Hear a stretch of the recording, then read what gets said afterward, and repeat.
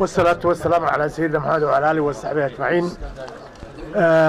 فرحad weyn bay ii tahay kulligiina inoo tahay inaynu maanta halkan ka qayb galno furitaanka wasaaradda xanaanada xoolaha. sidaas mashruucaas oo mashruuc weyn. xanaanada xooluhu waa lafdhabarta nolosheenna weeye. xooluhu waa lafdhabarta nolosheenna. waxa ay Soomaali ku degan tahay weeye, waxa ay Soomaali ummad ku tahay weeye. innagana ama ha noqoto dhinac kasta ha noqoto nolosha dadka ha noqoto ama ha noqoto export iyo xoolaha ay wax naga soo galaan ha noqoto waa waxa aynu nolosheenna inta weyn aynu ku dhisanahay weeye. sidaa daraaddeed inaynu mar walba ahmiyadda ay leedahay aynu siinaa waajib ina saaran weeye. marka farxad weyn bay ii tahay inaan maanta xafladda ka soo qayb galo furitaanka wasaaradda xanaanada xoolaha.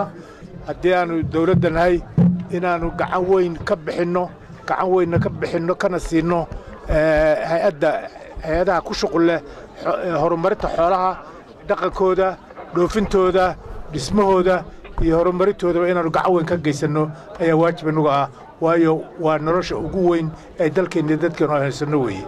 marka aad iyo aad baan ugu mahadinayaa wasaaradda iyo intii ka qayb gashay iyo intii nala dhistay wasaaraddan intaba. aad iyo aad baa u mahadsantihiin.